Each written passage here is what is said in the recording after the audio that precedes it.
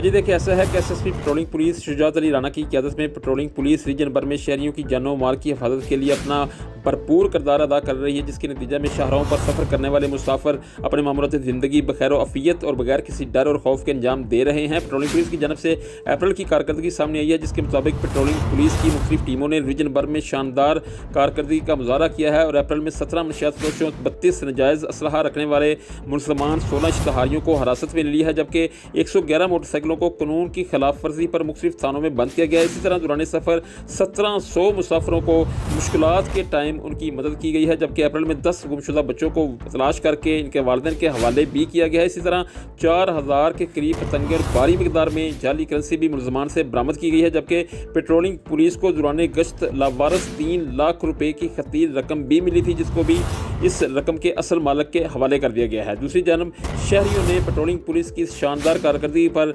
इनको भरपूर खराज तहसीन पेश किया है।